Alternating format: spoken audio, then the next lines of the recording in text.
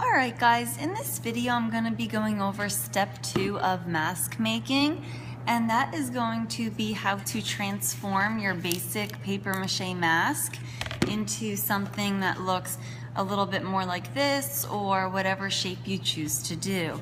So the first thing you're going to want to do is you're going to want to take your mask off the mask form. So take your time to untape it.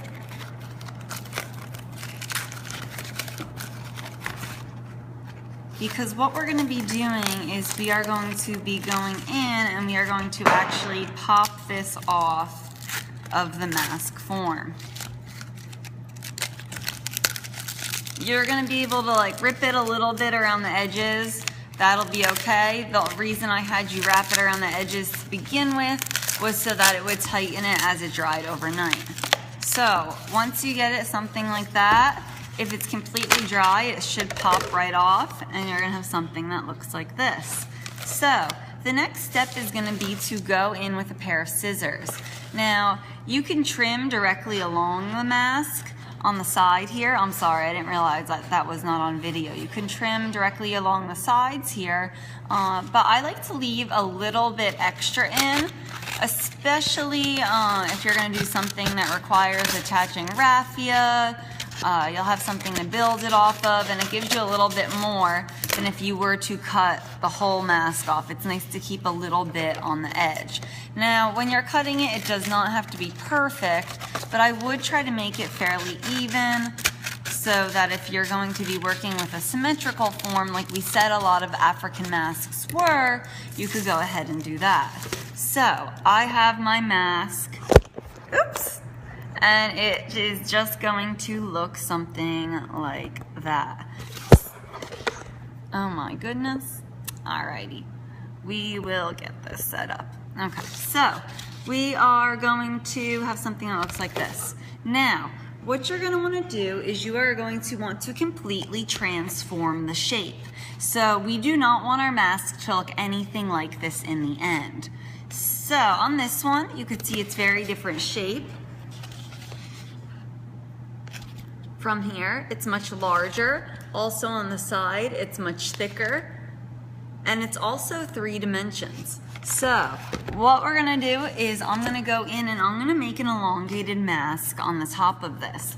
While you're sculpting, you are going to want to keep your mask on your form for the first little while, just until you get a structure that's built and it's firm enough to exist on its own. So I'm gonna go in and I am going to take a piece of cardboard and I am just going to attach it right onto my mask. And I'm gonna use tape and I'm gonna tape it down really well. We're probably gonna use quite a bit of tape on this project as we go. Don't be afraid to use too much, and we just wanna get this taped down really well. Don't worry what it looks like. We're gonna be covering this. We're gonna be adding different things onto it. We're gonna be using something called Celia clay, which is a clay pretty much made of the paper mache paste and finely shredded paper, and I'm gonna go over that in the next video tomorrow. So I am attaching this on, doing my best. It might take you guys a little while. Try not to get completely frustrated with it, but you do want to get it on. Now, if you were going to do a round mask, you could maybe cut something circular. If you want to add horns and stuff, I'm going to go over that as well. And you want to try to also bend it when you're taping it a little bit as well. So just making sure that you're pulling your tape tight along the sides. So if I were to hold this up, if you guys can see, there's nothing in between. Now we want to make sure that this all looks like one solidified piece of 3-dimensional art. So what I'm going to do next is I'm going to go in with some paper and I'm just going to start ripping it, taking some small pieces. I'll put out large newspaper in class, and I'm going to want to start stuffing the back of it with newspaper along the edges. So once again, I'm going to go in with my tape, and you want to start out with small pieces And you're gonna wanna build it up until it's completely seamless. I'm just gonna do this one side to show you guys. But I am adding it in and I am taping it over. And you guys can use packing tape to do this as well if you find that the masking tape isn't sticking well enough. I also have some blue painter's tape as well. I'm going to take a little bit more paper. I am going to bunch it up.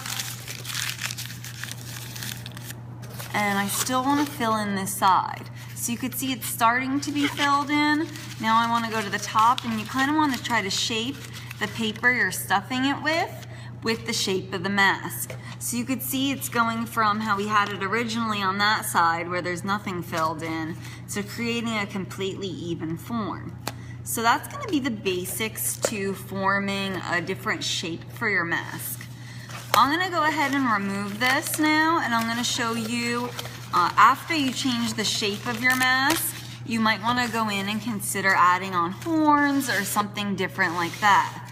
So this would be my horn. I cut it just out of cardboard to start out with. You could also make a horn out of bunching up a bunch of newspaper and adding it on. But if you have something like this, what's easy to do is to cut a little divot in there, separate it, and then when you attach it to your mask, you'll have a piece that's attaching on each side. That way you could tape it on and get a nice seamless look without having to just like tape it straight on. So you want to make sure that you do cut those apart so that you can tape it on a little bit easier. You're also going to want to stuff paper behind this and or in front of it to make it three-dimensional as well. So these are just some techniques you guys can start out with. I'm going to give you the first little while in class to sketch out what you want to make, and then we'll go from there, and I'll help each of you individually on the different techniques you can use to get the shape that you want.